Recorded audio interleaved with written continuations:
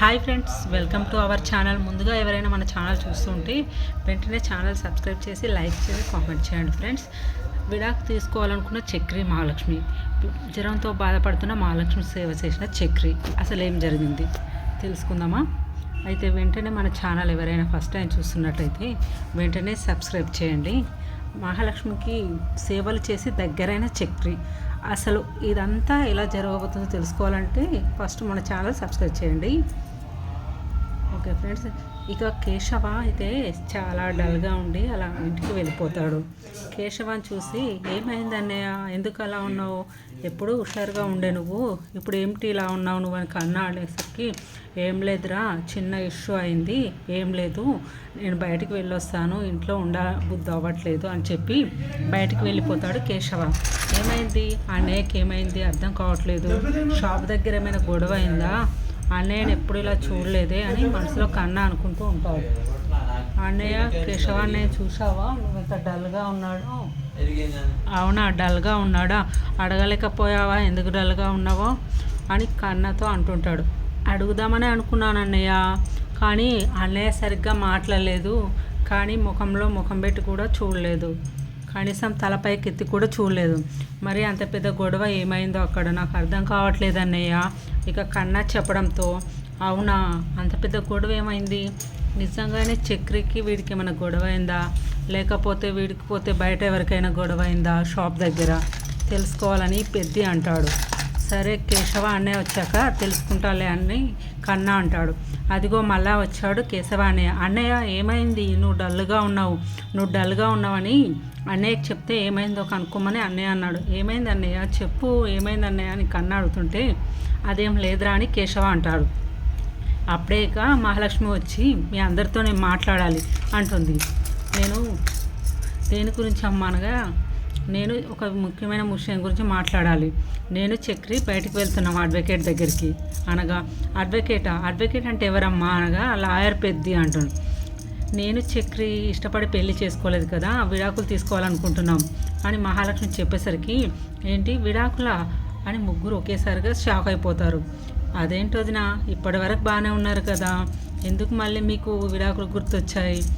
అదేం లేదురా, అతనికి నా మీద ఫీలింగ్స్ లేవు, నాకు తన మీద ఫీలింగ్స్ లేవు, కాబట్టి విడాకులు తీసుకుంటే బెస్ట్ కదా అని మహాలక్ష్మి అంటుంటే, అదేంటమ్మా, ఒకవేళ నువ్వు విడాకులు ఇచ్చినట్టు మీ ఇంట్లో వాళ్ళకి తెలిస్తే మళ్ళీ నేను తీసుకువెళ్ళి వేరే వాళ్ళకి ఇచ్చి పెళ్లి చేస్తారు కదా, కొంచెం ఆలోచించలేకపోయావా అని పెద్ది అనేసరికి, అదేం లేదు పెద్ది, ఆ నాన్నకు తెలియకుండానే ఉంటాను, నేను పెళ్ళైన అమ్మాయిలాగానే కనిపిస్తాను, కాకపోతే మన దృష్టిలో మాత్రం మన ఇద్దరికి విడాకులు అయినవి, కాకుంటే జనం దృష్టిలో మాత్రమే ఇంటి కోడలుగానే ఉంటాను, మళ్ళీ విడాకులు ఇస్తే మీ పరువు ఎక్కడ పోతుందో అని భయం వేసి ఇన్ని రోజులు విడాకులు ఇవ్వడానికి బయటకు రాలేదు. ఇవాళ చక్రి చేసిన పనికి నాకు చాలా భయం వేసింది. తని నేను భార్యనే అనే హక్కుతోటి ఆ రూమ్లోకి వచ్చాడు కదా, ఒకవేళ వేరే అమ్మాయి అయితే చక్రి వెళ్ళకపోవు కదా, నేను తన భార్యనే అనే హక్కుతో వచ్చాడు కదా, అప్పుడే నిర్ణయించుకున్నాను, ఈ తాళి నా మెడలో ఉండకూడదని నిర్ణయించుకున్నాను. ఇక మహాలక్ష్మి అయితే పెద్దికి, కేశవకి, కన్నాకి చెప్తూ ఉంటుంది.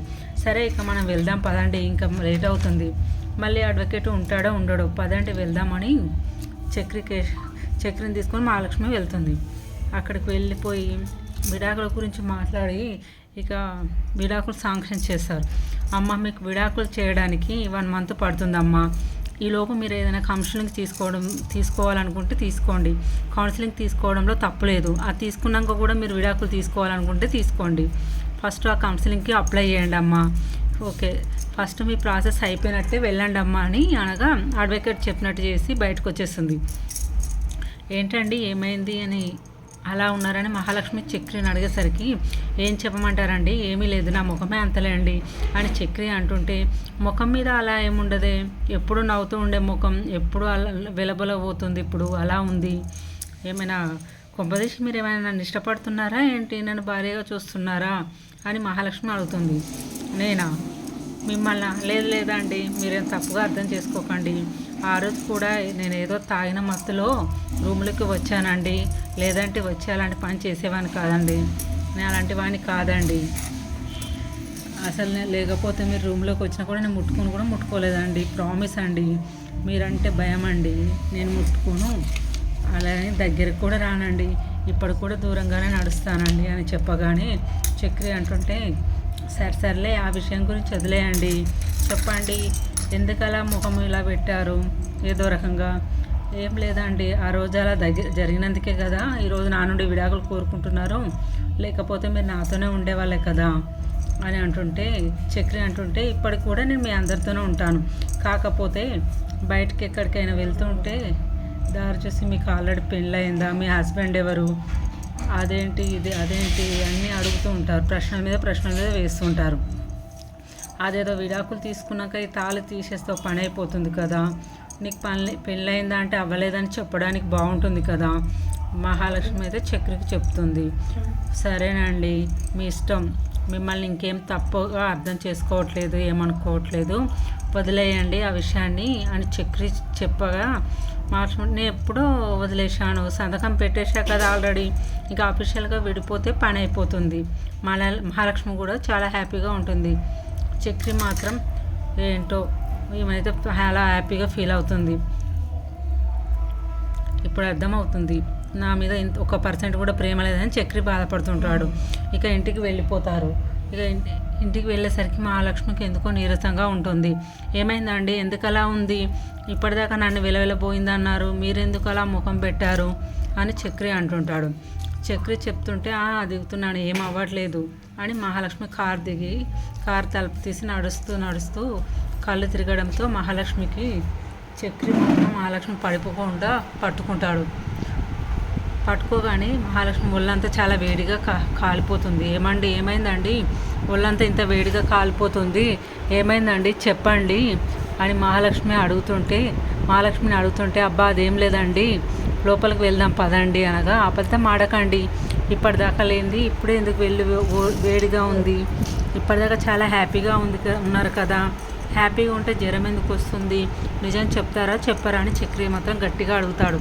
ఏమో తెలియదు చక్రి గారు, నేను మామూలుగానే నడుస్తున్నాను, ఈలోపు మీ కారులో నుంచి కూర్చొని బయటికి నడవగానే కళ్ళు తిరిగి పడిపోయినట్టు అనిపించింది, వాళ్ళంతా చాలా నీరసంగా అనిపించింది, మనకు కూడా వచ్చేసింది, ఎందుకో నాకు కూడా తెలియదు, నా మనసులో ఏదైనా బాధ ఉంటే నాకు అలానే వస్తుంది, కానీ ఇప్పుడు ఏం బాధ ఉందో నాకు అర్థం కావడం లేదని మహాలక్ష్మి అంటుంది. మీకు అర్థం కాకపోయినా మీ మనసు మీకు చెప్తుంది మీరు నన్ను ప్రేమిస్తున్నారని, మీకు ఇంకా అర్థం కావట్లేదా. ఇక చక్రి అయితే మనసులో అనుకుంటూ ఉంటాడు. ఇక ఇంట్లోకి అయితే వెళ్ళిపోతారు. ఏమ్మా మహాలక్ష్మి, ఏమైందిరా చక్రి, మహాలక్ష్మి అంత నీరసంగా ఉంది అని అడగగా ఏమో అన్నయ్య, లాయర్ దగ్గరికి వెళ్ళేదాకా ఉత్సాహంతో ఉన్నారు, అక్కడ వెళ్ళాక సంతకం పెట్టినాక కూడా హ్యాపీగానే ఉన్నారు, ఇంటికి వచ్చేలోపు జ్వరం వచ్చింది, ఏమైందేమో చూడండి అన్నయ్య, మీరైనా జ్వరం వచ్చిందేమో అంటుంటారు. డాక్టర్ ఫోన్ చేయాలన్నా, ఇది జ్వరమే, డాక్టర్ ఫోన్ చేయ అర్జెంటుగా అనగా సరే ఫోన్ చేస్తాను అంటాడు. చక్రి అయితే డాక్టర్కి ఫోన్ చేస్తాడు. ఇక డాక్టర్ రాకపోవడంతో చక్రి అయితే మహాలక్ష్మి రూమ్లోకి వెళ్ళి తడిబట్ట నెత్తి మీద వేసి మహాలక్ష్మికి సేవలు చేస్తూ ఉంటాడు. అది చూసిన మహాలక్ష్మి అయితే సేవ చేస్తూ ఉంటాడు. మహాలక్ష్మి సేవ చేసిన అవసరం కూడా లేదు, ఇంతలా చేస్తున్నారంటే నా మీద ప్రేమ ఉంది కానీ బయటపడటం లేదు, అందుకనే విడాకులు తీసుకున్నప్పుడు కూడా ముఖం ఇలా పెట్టుకున్నారు, ఆ రోజు కాబట్టి నా రూమ్లోకి వచ్చాను ఇష్టపడట్లేదు కాబట్టి, అంటే చక్రి గారు నన్ను ఇష్టపడుతున్నారు అని మహాలక్ష్మి అయితే చక్రి గురించి మనసులో అనుకుంటుంటుంది. ఏమండి లేచారా, ఇప్పుడు ఎలా ఉంది, డాక్టర్కి ఫోన్ చేసి చాలాసేపు అయింది, ఇంకా డాక్టర్ మాత్రం ఇంటికి రాలేదు, ఈరోజు ఇంకా మీకు ఫీవర్ పెరిగిపోతుందేమని భయం వేసి సూప్ తాగించాను, తడి బట్ట తలపైన పెట్టాను, మళ్ళీ మీరు నేను తప్పుగా ముట్టుకుంటున్నానని అనుకోకండి, అందుకే ఎక్స్ప్లెయిన్ చేశాను. చక్రి అయితే మహాలక్ష్మి చెప్పడంతో మహాలక్ష్మి చక్రిని అలా చూస్తూ ఉంటుంది. ఏంటండి అలా చూస్తున్నారు, మళ్ళీ కోపంగానే వస్తుందా ఏంది, చెప్పండి, మీరు ఇప్పుడు వెళ్ళిపోమంటే బయటికి వెళ్ళిపోయి అన్నయ్యని పిలుస్తాను, చెప్పండి పర్లేదు, కన్నాను పిలుస్తాను, ఇక్కడ తోడుగా ఉంటారు, కానీ చక్రి లేచి వెళ్ళిపోతుంటే పర్లేదు కూర్చొని మహాలక్ష్మి అంటుంది. ఏంటి ఇంత పాజిటివ్గా కూర్చోమంటుంది, ఏమైంది మళ్ళీ నాకెందుకు, మళ్ళీ పొరపాటున కానీ నోరు జారి వాగానంటే మళ్ళీ దూరం అయిపోతాను. ఎందుకు వచ్చింది కానీ సైలెంట్గా కూర్చుంటాను. చక్రి మాత్రం మనసులో అనుకొని పక్కన కూర్చొని ఉంటాడు అలానే. అప్పుడే ఇంకా డాక్టర్ వస్తాడు. డాక్టర్ గారు వచ్చారా, తినకు చాలా ఫీవర్ ఉంది అని చక్రి చెప్పడంతో, ఏంటమ్మా ఇప్పటికిప్పుడు ఫీవర్ వచ్చిందా నీకు, నిన్నటి నుంచి ఉందా? లేదు డాక్టర్, ఇప్పటికిప్పుడే వచ్చింది ఫీవర్. ఇప్పటికిప్పుడుకే ఫీవర్, ఇంత ఫీవర్ ఎలా వస్తుందమ్మా? నువ్వు సడన్గా మనసులో ఏమైనా బాధ పెట్టుకున్నావా, ఏదైనా ఆలోచిస్తున్నావా, స్ట్రెస్గా ఫీల్ అవుతున్నావా, లేదంటే ఎవరిపైన బెంగ పెట్టుకున్నావా? ఇవన్నీ కలిపి అటాక్ చేస్తేనే ఇంత పెద్ద హై ఫీవర్ వస్తుంది. మరి నీకు చూసావా, నువ్వు అంత బెంగ పెట్టుకుంటే, భయపడిపోయి స్ట్రెస్ పెట్టుకుంటే ఇలానే వస్తుంది అని డాక్టర్ చెప్పేసి ట్యాబ్లెట్ ఇస్తాడు, వెళ్ళిపోతాడు. అయినా నువ్వేంటమ్మా, నువ్వు చిన్న చిన్న వాటికి కూడా ఇలా టెన్షన్ పెట్టుకుంటావా? చూడు ఎంత పెద్ద జ్వరం వచ్చిందో, ఎప్పుడు తగ్గాలి నీకు? సరే నువ్వు రెస్ట్ తీసుకో అనగా, ఏం లేదు పెద్ది, నాకంతా స్ట్రెస్ ఫీల్ అయ్యే జాబ్ కానీ, నా లైఫ్ గురించి కంగారు పడే పని కానీ నాకు ఇప్పుడు ఏం లేదు పెద్ది. అయినా సరే స్ట్రెస్గా ఎందుకు ఫీల్ అయ్యానో నాకు అర్థం కావట్లేదు ఇప్పుడు. మహాలక్ష్మి పెద్ది మాట్లాడుతుంటే చక్రి మాత్రం బయటికి వెళ్ళిపోతాడు. అమ్మ మహాలక్ష్మి, ఇలా చెప్తున్నానని తప్పు అనుకోవద్దు. నువ్వు చక్రి గారు నిన్న విడాకులు తీసుకోవడానికి వెళ్ళారు కదా, ఆ విడాకులు తీసుకోవడం నీకు హ్యాపీగానే ఉంది, కానీ నీకు లోపల మాత్రం చక్రిని వదిలిపోతున్నానని వేదన ఎక్కువైనట్టుంది. దాన్ని బయటకు ఎక్స్ప్రెస్ చేయలేకపోయావు, అందుకని నీ బాడీ ఈ విధంగా చెప్పింది. ఇక పెద్ది చెప్పడంతో, ఏంటి పెద్ది ఏం మాట్లాడుతున్నావు? నేను చక్రిని ఇష్టపడడం ఏంటి? లేదు లేదు, నేను ఇష్టపడట్లేదు అని ఇక మహాలక్ష్మి అంటుంటే, అవునా, ఒకసారి నీ మనస్సాక్షిని అడుగు, చక్రిని ఇష్టపడుతున్నావా లేదా నీకే తెలుస్తుంది. ఇన్ని రోజులు బాధపడ్డాడు, నీకు చెప్పమన్నాడు, లేకపోతే అది ఇది ఇవ్వమన్నాడు అని నేనే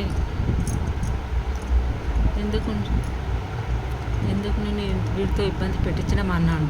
వీడు కూడా నేను చాలా ఇష్టంగా ప్రేమిస్తున్నానని అర్థమైందమ్మా, అందుకే వాడికి సపోర్ట్ చేద్దాం అనుకుని వాడికి సపోర్ట్ చేస్తూ వచ్చాను. చక్రి చాలా మంచోడమ్మా, ఇప్పుడు నీకు బాగోలేకపోతే వాడి దగ్గరుండి నీ దగ్గరుండి ఎన్ని సేవలు చేశాడో నాకు తెలుసమ్మా. నిజంగానే ఇలా చేశాను అలా చేశానని ఇప్పుడు గొప్పలు చెప్పుకోలేదు. నీకు ఇన్ని సేవలు చేసినా కూడా నిన్నేమన్నా అన్నాడా? ఏమనకుండా నువ్వు నేను మాట్లాడుకుంటామని తెలియగానే బయటికి వెళ్ళిపోయాడు. అదమ్మా వాడి వరుస. నువ్వంటే చాలా ఇష్టమమ్మా, నీకు ఇప్పటికైనా అర్థమైతే చాలా మంచిదమ్మా అని పెద్ద బయటికి వెళ్ళిపోతాడు. చక్రికి నేను అంటే ఇష్టమా, కానీ నాకు ఎందుకు జ్వరం వచ్చింది అనగా, ఆ అమ్మ ఇంకో విషయం అంటే, ఏంటి పెద్ద అంటుంది. ఏం లేదు, నిన్నటిదాకా హ్యాపీగా ఉన్న మనిషివి నువ్వు సడన్గా మంచం పైన పడ్డావు కదా, దానికి కూడా కారణం చక్రి అని నేను నమ్ముతున్నాను. కావాలంటే నీ మనస్సాక్షిని అడుగు అని చెప్పేసి బయటకు వెళ్ళిపోతాడు. ఆయన ఏంటిది, నా మనస్సాక్షిని అడగవలసిన అవసరం ఏంటి? నాకు తెలియదా నాకు నచ్చిన వాళ్ళు ఎవరో? ఆయన ఎందుకు నా మనస్సాక్షిని అడగాలి అని మహాలక్ష్మి తన మనసులో చక్రి గురించి అనుకుంటూ ఉంటుంది.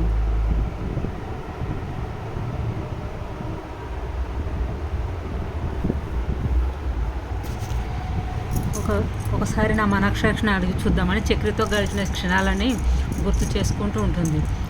నిజంగానే మేము మూడు పిల్లల్లా ఉన్నట్టు మేము బిహేవ్ చేసాం నిజంగానే అనుకుంటూ మహాలక్ష్మి చాలా బాధపడుతుంది. చక్రిని నేను ఎందుకు బాధ పెట్టాను, తప్పు చేశాను, చక్రిని నేను ఇప్పుడు ఇష్టపడుతున్నాను, అయినా ఆ విషయం తనకు చెప్పాను, ఇంట్లోకి నేను వెళ్ళాను. డైవర్స్ అప్లై చేశాను కాబట్టి డైవర్స్ వచ్చే వరకు అప్పటి వరకు నన్ను ప్రేమిస్తే మళ్ళీ తప్పకుండా నేను పెళ్లి చేసుకుంటాను చక్రిని. ఇక మహాలక్ష్మి అయితే మనసులో అనుకుంటూ ఉంటుంది. చక్రి అప్పుడే లోపలికి వచ్చి, ఏమండి ఎందుకు లేసారు, ఇవ్వండి భోంచేసి ట్యాబ్లెట్ వేసుకోండి. చక్రిగా పండ్ల మీద పండ్లు మహాలక్ష్మి సేవలు చేస్తూ మహాలక్ష్మి చాలా జాగ్రత్తగా చూసుకుంటూ చక్రికి మహాలక్ష్మి చక్రి పైన ప్రేమ కలుగుతూ ఉంటుంది. చక్రి అని పిలవగానే, ఏంటి ఇంతలా పిలిచారు, మళ్ళీ కొడతారా తిడతారా చెప్పండి అనగా, ఎప్పుడు కొట్టడానికి తిట్టడానికి పిలుస్తా అనుకున్నావా, ఇలా రా ఒకసారని చక్రిని పిలిచి చక్రిని హక్ చేసుకుంటుంది మహాలక్ష్మి. ఏంటండి మీరు నన్ను హక్ చేసుకున్నారేంటి అనగా, మీకు నన్ను హక్ చేసుకోవాలని లేదా అనగా, అంటే నాకు ఇష్టమేనండి, కాకపోతే ఎలా రిసీవ్ చేసుకుంటారని భయం వేసిందండి. ఇక ఇంకా చక్రి అంటుంటే మహాలక్ష్మి నాకు తెలుసా అండి, నేనంటే మీకు ఇష్టమని బాగా తెలుసు, అందుకనే ఇన్ని రోజులు మిమ్మల్ని అడుగుతూ వచ్చాను, కానీ మీరు ఎప్పుడూ చెప్పలేదు. సరే మీకు కూడా ఇష్టం లేదు కదా అని డ్రైవర్స్ విషయం మీ ముఖం మీద అడిగాను, మీరు కూడా ఒప్పుకున్నారు కాబట్టి డ్రైవర్స్ ఇచ్చేస్తున్నాను. సరేలేండి, ఏదో ఒకటి మీకు మీరు నా మీద చూపించే కేర్కి ఇక ఎవరు చూపించారని మీరు నిరూపించారు. మా నాన్న కానీ మా అన్నయ్య కానీ ఎప్పుడూ ఇలా చూసుకోలేదు. మీరే మొట్టమొదటిసారి నన్ను ఇలా చూశాక అబ్బాయిల్లో కూడా ఇలా ప్రేమించే వాళ్ళు ఉంటారని ఇప్పుడే తెలిసిందని ఇక మహాలక్ష్మి అంటుంటే, అవునండి నేను మిమ్మల్ని ప్రేమిస్తున్నాను అని చక్రి అంటాడు. మహాలక్ష్మి చక్రి ప్రేమించే విషయం చెప్పేస్తాడు. తెలుసు కదా నేను చెప్పాను అని. ఇక మహాలక్ష్మి ఇంకా నీరసంగా ఉండడం వల్ల మహాలక్ష్మి కళ్ళు తిరుగుతాయి. మహాలక్ష్మి కింద పడిపోతుంటే, ఏమండి ఎందుకండి ఇలా ఎప్పుడు నేను పట్టుకోవడానిక, ముందెళ్ళి పడుకోండి అని మహాలక్ష్మిని తీసుకెళ్ళి మంచం మీద పడుకోబెడతాడు చక్రి. ఇక చక్రి చేసే కేర్ చూసి మహాలక్ష్మికి చాలా సంతోషపడుతుంది, తనను ప్రేమించడం మొదలు పెడుతుంది. నా వీడియో మీకు నచ్చినట్టయితే కామెంట్ చేయండి, లైక్ చేయండి, సబ్స్క్రైబ్ చేయండి sir. Friends, thank you for watching my videos.